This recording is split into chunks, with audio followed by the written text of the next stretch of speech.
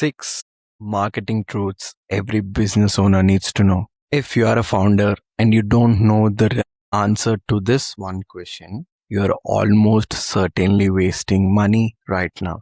Is your marketing team optimizing what already exists or actually growing your business? Most founders can't answer that. And that one gap is why I have watched brand after brand pour money into marketing and get performance, not growth. And I have spent the last 5+ years inside the ad accounts of 150 D2C brands. I have seen exactly where founders' money works and exactly where it quietly leaks out.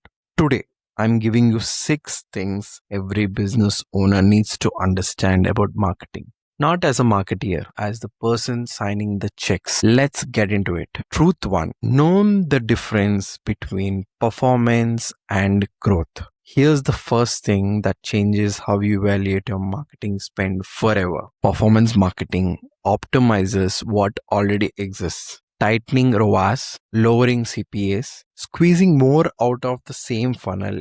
It's useful.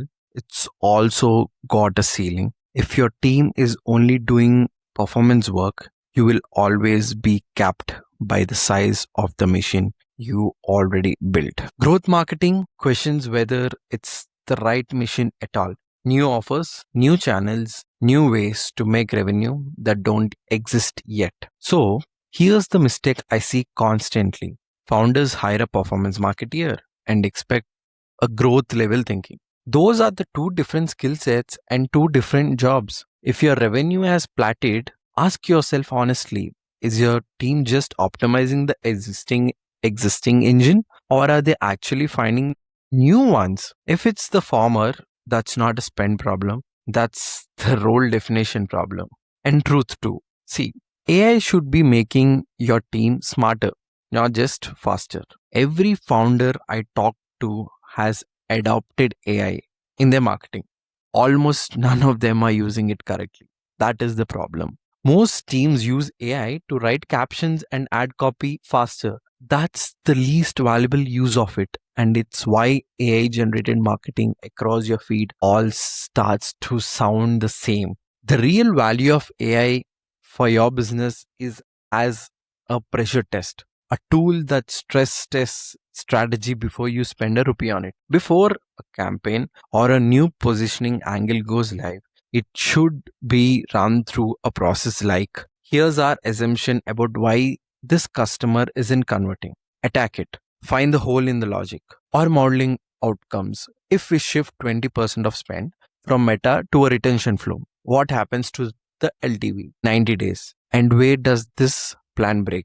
See, as a business owner, the question to ask your team isn't, are you using AI? It's, are you using it to think or just type faster? Those two answers predict completely different outcomes for your ad spend. Truth 3. Your business now needs to win inside AI answers, not just Google.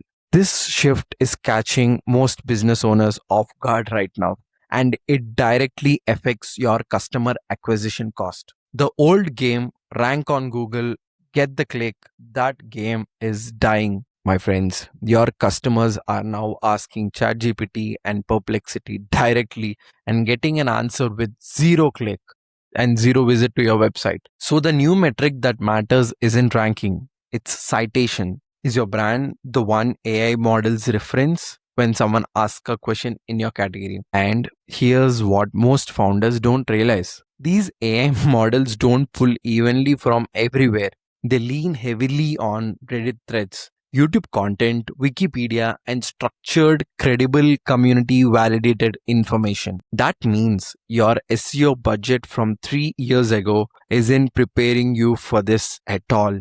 Practically, as a business owner, this means your brand needs a real presence where these conversations already happen. Reddit threads in your category, YouTube content that directly answers what your customers are actually asking. If you're only investing in a polished landing page and paid ads, you are invisible in the exact place your next customer is starting their search. And truth 4, stop hiring generalists. for specialist problems. This one will save you money and headaches immediately. See, if the person or agency running your marketing describes themselves as we do everything social, SEO, paid, email, GEO, that's usually a warning sign, not a selling point. Generalists are fine for small, low stake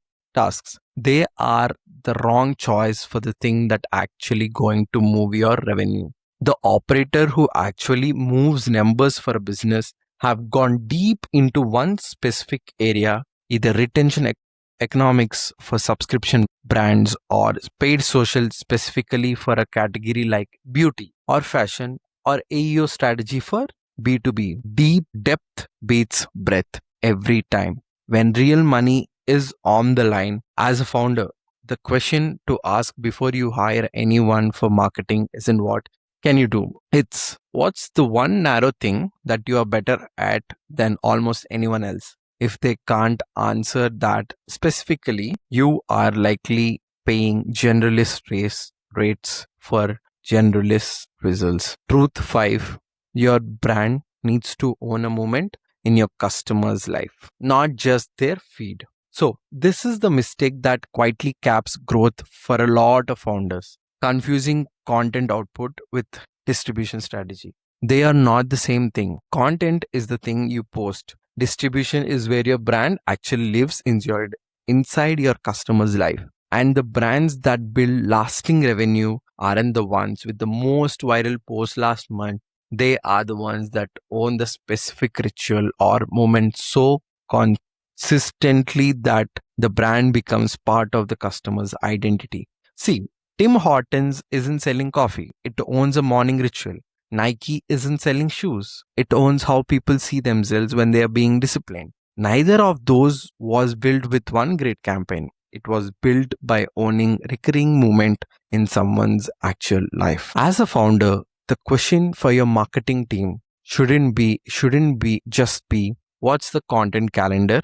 It should be what moment in our customer's week or day do we actually own, and are we building around that moment or just posting into the void? And the last truth: safe marketing is invisible marketing, guys. This last one, and this is the one founders resist most because it feels risky to approve. Conscious, safe messaging doesn't get remembered no matter how polished it looks. If your ad copy or positioning could have come from any competitor in your space, it's not doing its job. Even if it tests well internally, the brands that build real durable revenue take an actual point of view. One specific enough that it might mildly annoy part of the audience. Because that same specificity is exactly what makes the right customer leaning. The fastest way to get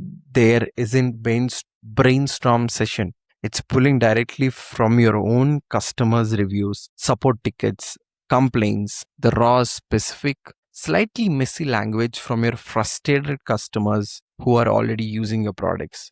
That language converts better than anything a copywriter invents from scratch because it's already true for the person reading it. As a founder, if your team keeps bringing you safe, agreeable, won't offend anyone messaging, push back on it. Safe doesn't get cited, my friends, doesn't get shared, and doesn't get remembered. So, here's the 6 things worth checking on your own business this week. Know whether your team is doing performance or growth work. Make sure AI is being used to think, not just type faster. Get visible where AI models actually cite from, not just Google. Hire specialists, not generalists, for anything that matters. Own a real moment in your customer's life, not just their feed. And stop approving those safe and forgettable messaging. None of these require bigger budgets. They require asking your team sharper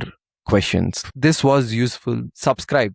Next week, I am breaking down exactly how a D2C brand we worked with plugged the leak in the point one and recovered a meaningful chunk of wasted ad spend in under 60 days. Drop a comment telling me which of these 6 biggest blind spots in your business right now. I'll go deeper on it in the future video. See you in the next one.